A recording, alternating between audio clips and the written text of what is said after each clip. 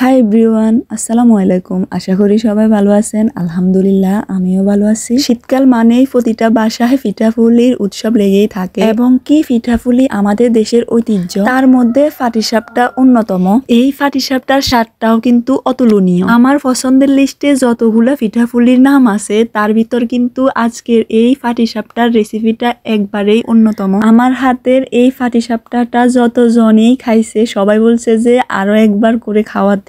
এটা এতটাই মজা হয়। এই পাটিসাপটার রেসিপিটা আমি আপনাদের সাথে একদম সহজভাবে শেয়ার করার চেষ্টা করব। আশা করি আপনাদের ভালো লাগবে। আমি একটা মিক্সিং বলে নিয়ে নিচ্ছি 1.5 কাপ পরিমাণ চালের গুঁড়ো, আর এখানে নিয়ে নিচ্ছি 1 কাপ পরিমাণ ময়দা। আপনারা ময়দাটা দিতেও পারেন, আবার নাও দিতে পারেন, তবে দিলে পিঠাটা অনেক বেশি তুলতুলে হয়, খেতে ভালো লাগে। চিনি দিয়ে দিচ্ছি আমি 1/2 কাপ পরিমাণ। আপনারা আপনাদের স্বাদ মতো দেওয়ার চেষ্টা করবেন। লবণ 1 চামচ দিয়ে দিচ্ছি।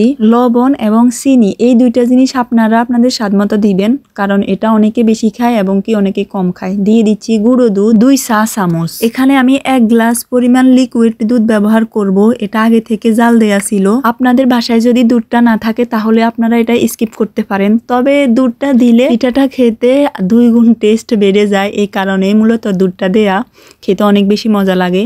এখন আমি একটা চামচের সাহায্যে সবগুলো মিক্স করে নেব একটু একটু দুধ দিয়ে। আপনারা চাইলে পানি দিয়েও এটা করতে পারেন, তবে পানিটা কুসুম গরম পানি হতে হবে, ঠান্ডা পানি দিয়ে একদমই করবেন না। দেখেন এতক্ষণ পর্যন্ত আমি একটা চামচের সাহায্যে ব্যাটারটা তৈরি করছি। ব্যাটারটা দেখতে ঠিক এমন হবে, এর থেকে পাতলাও হবে না এবং কি গাঢ়ও হবে না, দেখতে সেম এরকমই হবে। আমি আরেকটা কথা বলি, আমরা যে জালি পিঠা বানাই না, জালি পিঠার ব্যাটারটা যেমন হয় এই পাটিসাপটার ব্যাটারটাও ঠিক একই রকম হবে। এখন আমি 2টা বাটির ভিতর ফুড কালার দিয়ে কালার করব। যেহেতু আমি পাটিসাপটাগুলা একটু ভিন্নভাবে তৈরি করার চেষ্টা করতেছি, আপনারা যদি ফুড কালারটা বাসায় না থাকে তাহলে এটা একবারেই অপশনাল, এটা আপনারা না করলেও চলবে। আমি ফুড কালারটা দিয়ে করতেছি যেহেতু পাটিসাপটাটা দেখতে যেন একটু বেশি সুন্দর লাগে এবং একটু ভিন্ন রূপ দিতে পারি পাটিসাপটাটার ভিতর, দেখতে যেন আকর্ষণীয় লাগে। এই কারণে দেখেন আমি একটা বাটির ভিতর কিছুটা ব্যাটার নিয়ে এখানে রেড ফুড কালার এবং কি পিঙ্ক ফুড কালার দুইটা মিক্স করে দিচ্ছি।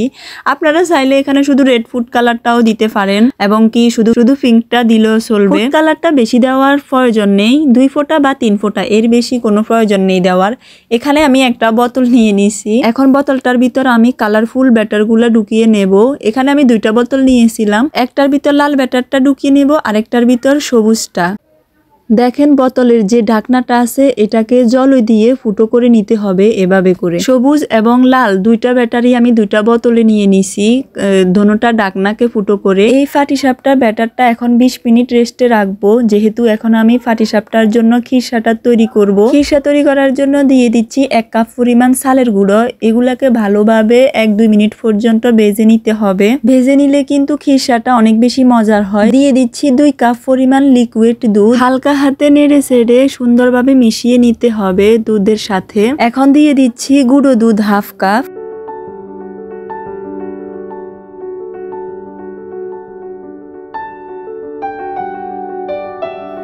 চিনি 1/2 কাপ।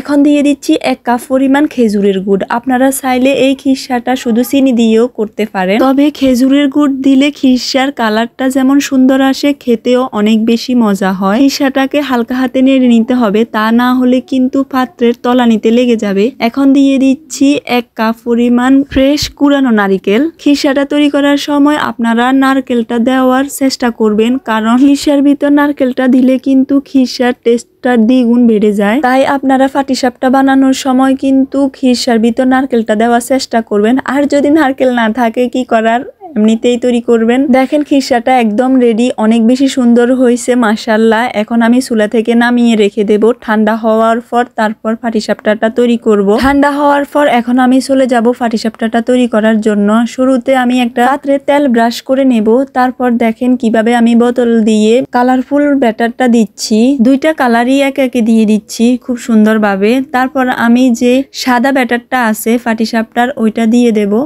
ঠিক এভাবেই সবগুলো পাটিসাপটা আপনারা তৈরি করবেন। তারপর যে খিরসাটা আমি তৈরি করছি 2 চামচ খিরসা দিয়ে দেব এক সাইড দিয়ে। এভাবে করে চামচ বা অন্য কিছু দিয়ে আপনারা পাটিসাপটাটা তৈরি করতে পারেন। এই যে দেখেন আমি সুন্দরভাবে তৈরি করতেছি। সবগুলো পাটিসাপটা আমি এভাবেই তৈরি করব।